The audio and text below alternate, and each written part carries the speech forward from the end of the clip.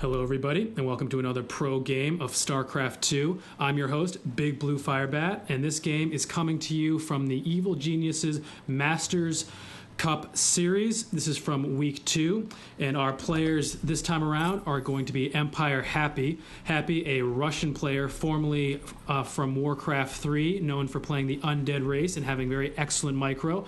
His opponent is Evil Genius's own EGIdra.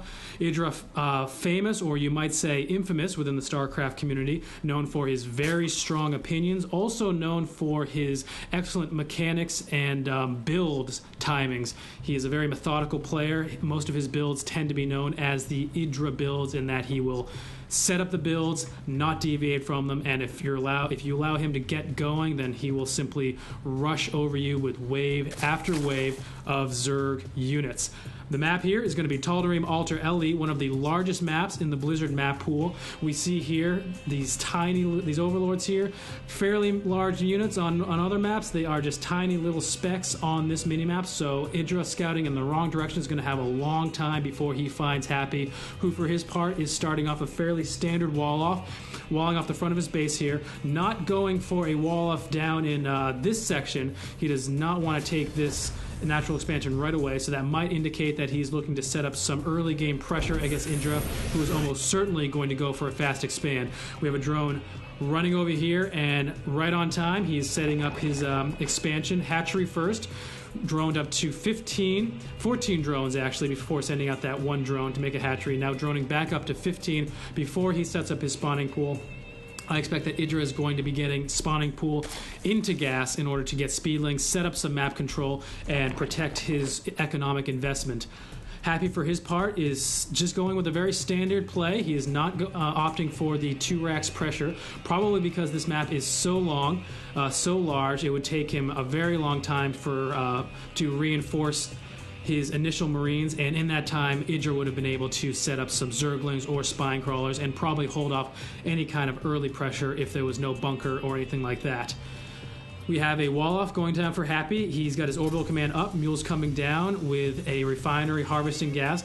So at this point, Happy could go into any number of different directions. He could go into a 1-1-1 style of play, trying to set up a strong, versatile army. He could go into a strong factory play with Blue Flame Hellions or siege tank pushes supported by Marines. I would be surprised, however, if he does not expand very quickly, because he's going to need extra economy in order to keep up with EGIdra, who is already getting his second pace up and running, and EGIdra is known for his economic style of play. I would not be very surprised to see him taking a quick third. And it turns out that I was wrong. This is not the Blizzard version of Tal'Darim Altar. This is actually the GSL version without these destructible rocks, making this third expansion extremely easy to take. In the Blizzard version, there are 2,000 hit point, 2 armor destructible rocks, which really delay the timing on taking a third base. It requires you to have a fairly decent army or sacrifice your early game scouting. EGIdra, for his part, has not scouted out where Happy is going to be directly, but he has scouted the only other 2 positions that he could be, so he is sending Zerglings over to take over these watchtowers and probably scout the front door. Happy, for his part, is keeping an eye out for any overlords that might fly in or for any Zerglings on the front door, and we do indeed have Hellions coming out with a tech lab. So Happy's going the 1-1-1 style build, still has not entirely revealed what he's going to be focusing on. He could squeeze out a quick Viking in order to take out any overlords, but we have a lift up for the starport and a switch with the factory, and it looks like we're going to be going into Banshees. We have Cloak already researched and a Viking on the way, so he'll be researching Cloak first and then getting a Banshee to go out and harass, and this Viking is simply to scour the map for overlords, try to supply lock EGIdra, and more importantly than the lock, to deny him information. A Zerg player without information of what his opponent is doing is got to be feeling very nervous and is always feeling on the back foot. Now we have this Hellion chasing down these Zerglings. These Zerglings are going to get almost no information aside from the fact that there is at least 1 Hellion on the map, and we have EmpireHappy setting up his command center, and the Viking is moving out now. EGIdra, for his part, moving into lair tech, droning up. He's got 2 more drones on the way. He is already he's got 10 more drones than his opponent, which is really where he wants to be, and I wouldn't be surprised to see him taking his third before too long. Happy for his part, moving out with a fairly unconventional little push, a Viking and a Hellion. The Viking's going to get in, try to do what it can to Overlords, but EGIdra has spotted this Viking. He's going to have his queens in position, and just now sending down a creep tumor to connect these two bases here. With these two bases connected, 3 queens will be able to run back and forth between the bases, and if the Viking gets anywhere near the Overlords, completely blow it out of the sky. EGIdra, for his part, setting up his Zerglings. He's going to know exactly when Happy moves out, when he expands. He's even going to spot this Banshee that is on its way to his base. Cloak has been completed, so EGIdra is going to need to lay down a Spore Crawler or morph in an Overseer, unless he... there it is. Here comes the Overseer. EGIdra playing spot on. Just to remind you, I decided to not watch this game before I casted it in order to be as surprised as you as we go through. So if I miss something, I'm sorry. I'll follow it with a picture-in-picture. And now we have this Banshee coming and taking a number of hits from the Queens, and now the Overseer's in the sky, and this Banshee is not long for this world. I think they got 1 drone killed. Definitely didn't pay for itself. Not worth the effort. And we have EGIdra in great form. He is doing very well with his economy. Losing an Overlord there, losing a drone here, but by and large, he is doing a great job keeping this early pressure off of him. And Happy, for his part, has not even established his second base, so he's going to be falling farther and farther behind. He's already down by 20 workers.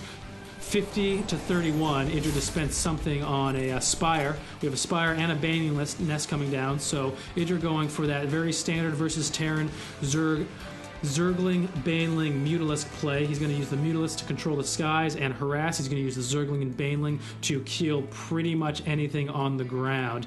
And now we have Happy finally setting up his second base. Siege Tech is nearly completed. Stim is almost completed, but these Zerglings might cause a bit of problems. They're rushing in, getting a good surround on the Siege Tank, but there's too many Marines. A lot of damage done to the Marines. All the Zerglings died, but EGIdra is aware of the timing of this expansion. We have SCVs coming down, repairing that Siege Tank, wants it back to full fighting form, and EGIdra, for his part, already halfway through on his third base.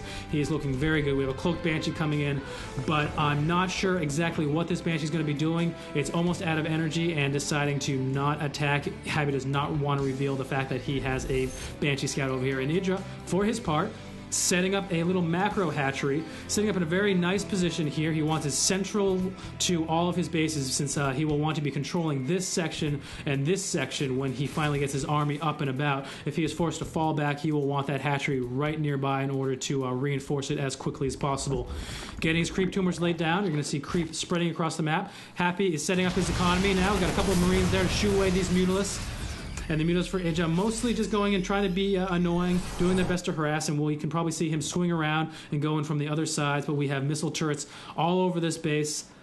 Should be able to shut down any kind of meter harass, and EGIdra, for his part, is still happily droning up. He is now at 66 drones to Happy's 39, and Happy will be able to make up some of that economy with the mules. You can see now he is currently about even 200 minerals below without the mules, and with the mules he is evened up, but this third base is coming together, about to kick in. The Queen is attacking the Banshee, and the Banshee is going to go down, killing a number of drones.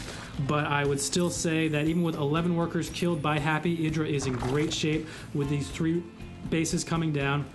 Creep bed going through, and EGIdra, for his part, is actually sacrificing quite a bit on his army. He only has about 11 Mutalisks flying around compared to and Happy has a decent army of Marines and Siege Tanks. If he wanted to, he might be able to push out and do some damage, take out these the Zerglings on the Xel'Naga watchtowers, and then maybe get in and do some economic or at least some army damage to EGIdra. Instead, I feel like he's making a mistake here. He's allowing EGIdra to macro up. EGIdra already taking his 4th base, and EGIdra is most comfortable when he is unharassed, when his drones are left alone and he is allowed to build up his Mutalisks, build up his Zerglings. And now we have this missile turret down. These SCVs are completely exposed. EGIdra in the back here with these Mutalisks and even attacking from the front with Zerglings. And Happy is going to have to respond to this. Refinery going down already. We have the engineering bay being focused. These supply depots are going to go down, and Happy he was caught completely out of position, moving out. He was trying to attack, and now he is forced to run back to his base since he has no defense over here. Another missile turret coming down, forcing a cancel on that command center, and EGIdra is doing so much damage. He's probably even going to kill this engineering bay before the +1 melee ranged weapon goes down for EGIdra, and Happy has decided to simply ignore these Mutalisks. He is confident that he's going to be able to win this game with these Marines, but I think that this is definitely a mistake. There are tons of Zerglings here, a couple of Mutalisks, and Banelings morphing in.